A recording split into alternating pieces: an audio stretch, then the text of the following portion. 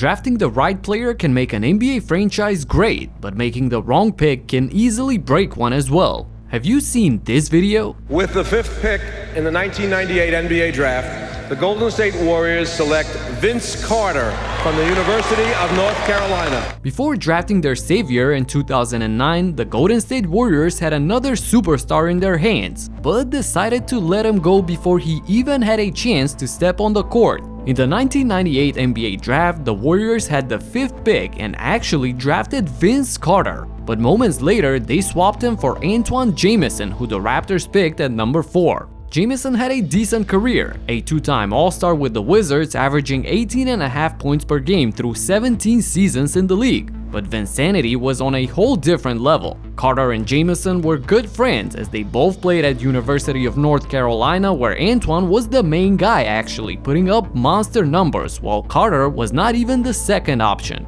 This led Warriors executives to believe that their college career will translate equally in the NBA, but soon enough they'll learn otherwise. Vince Carter had a monster start and won Rookie of the Year in 1999, and the Warriors parted ways with Jamison in 2003, trading him to the Mavericks after 5 seasons of missing the playoffs. Next, not a lot of you know that Rajon Rondo was actually a Phoenix Suns pick in 2006, but they traded him to the Celtics straight up for a draft pick for the next year. That pick in 2007 was then traded to Portland for some cash. So basically, the Suns traded an all-star point guard of Rondo's caliber for some pocket money. They had Steve Nash at the time and wanted to save a couple of millions, so they did this. Rondo had a great career even without having a chance to learn from one of the best point guards in NBA history. Imagine how good he'd be with a few years of tutoring by Nash. Probably as good as I've gotten lately with the help of my new teammate, Opera. I'm more productive than Jaylen Brown in the finals, but even crazier, I'm having a lot of fun working and browsing the web. I use a lot of tabs, and now I can add emojis to them by hovering over a tab, which helps me stay organized and customizes them. So you already know that this one with League Pass gets the heart emoji because I just love this game. I usually put fire for YouTube, but when I need to fill out a form or do taxes or things like that, that's always the sleep emoji because it's boring. Another great thing with Opera are the tab islands. I always have like 10 tabs with different stats for a player, so when I want to switch to a different type of tab and chill out on the analytics, I can group all of these together and collapse them to save space or open them back up at any time. And the sidebar is just genius. I have a few text tabs here for quick replies, and of course Twitter to never miss a breaking news tweet from Woj. So bring some fun while staying organized and productive with Opera's emojis for tabs. Download Opera from the link in the description and get your perfect teammate. Thanks Opera for sponsoring this video. This is another little known fact. In 2006, with the 2nd pick, the Chicago Bulls drafted LaMarcus Aldridge, and with the 4th, the Blazers took Tyrese Thomas. But the teams must have had some second thoughts because Portland sent Thomas and the Russian Viktor Krapa to the Bulls for Aldridge and a 2nd rounder. So instead of having a scary dynamic duo of Derrick Rose and LaMarcus Aldridge, they saw Thomas develop into a subpar player and traded him after 2.5 years. I'm legitimately kind of bummed out about this one. I would love to have seen the Bulls battle the Heat with MVP Rose and Aldridge by his side. Dirk Nowitzki is still considered as the best international player of all time, at least till the recent class of Jokic, Antetokounmpo, and Doncic retires. And the Bucks traded him for Robert Tractor Traylor on draft night. Back in '98, Milwaukee selected Dirk with the 9th overall pick. The Milwaukee Bucks select Dirk Nowitzki from Würzburg, Germany.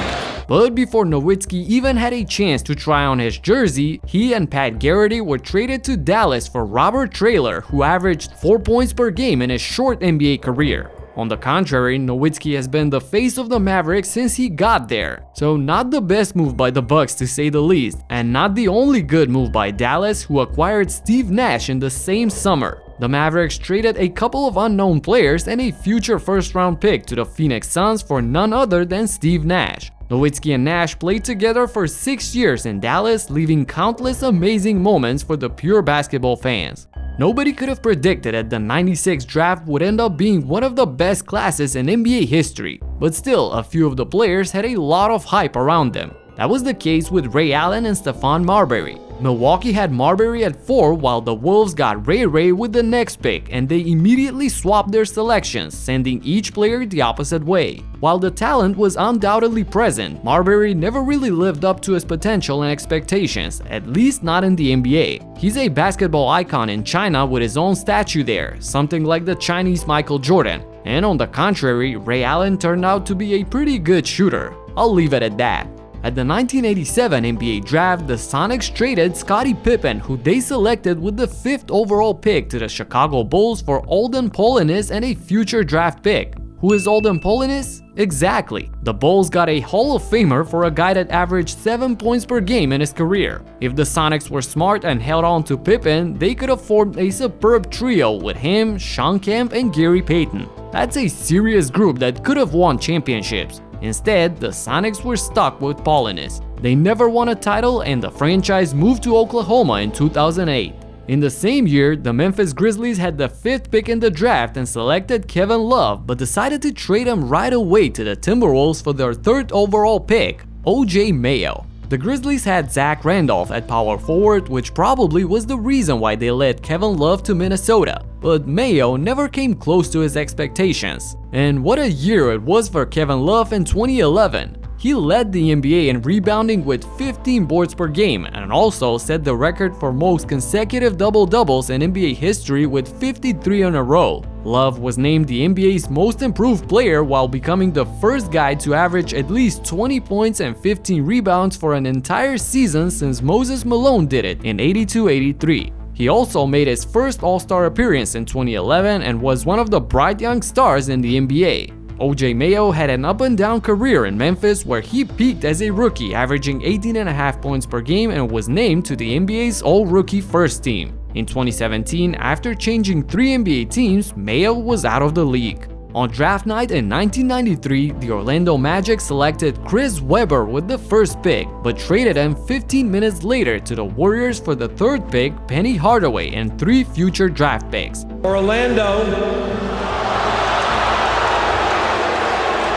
has traded the draft rights to Chris Webber to Golden State.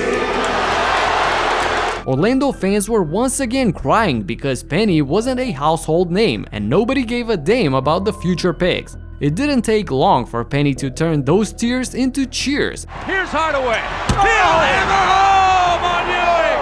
Oh, baby! And it was evident right away that Penny and Shaq were going to be one of the most exciting duos in the league for years to come. Webber did go on to win Rookie of the Year, but his rocky relationship with Coach Don Nelson made it clear that C-Webb wasn't going to be a Warrior for long. During the offseason, he took advantage of a loophole that allowed rookies to opt out of their contracts just after a year. He ended up in a sign-and-trade deal with the Washington Bullets for Tom Gugliotta and 3 draft picks. So just off the fact that the Warriors only got 1 season out of Webber and the Magic ended up with 6 seasons, including 4 All-Star and 1 Finals appearance with Penny, you would probably say that the trade was a steal for the Magic. Then you factor in how marketable Penny was during his prime, second only to Jordan, and it was looking like the steal of the century. Then we gotta mention the Brandon Roy-Randy Foye trade as well. In 2006, the Timberwolves were looking for a running mate for Kevin Garnett, and they drafted Brandon Roy with the 6th pick.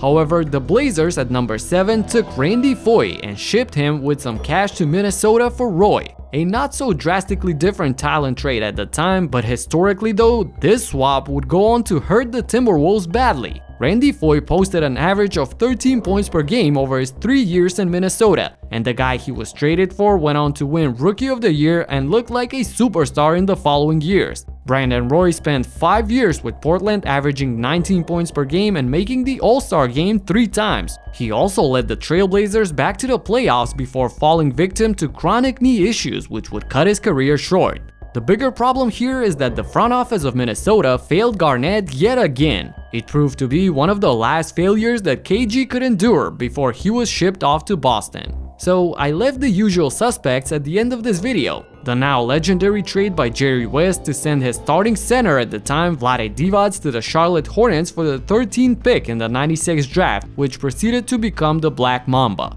And the last one in recent years is the Luka and Trey swap. The real question here is how in the world Sacramento let both these guys fall to the 3rd and the 5th spot when they had the number 2 and decided to pick Marvin Bagley III. I have a feeling that this is a question that they still think about. That's it for now. Subscribe and talk to you in the next one. Peace out.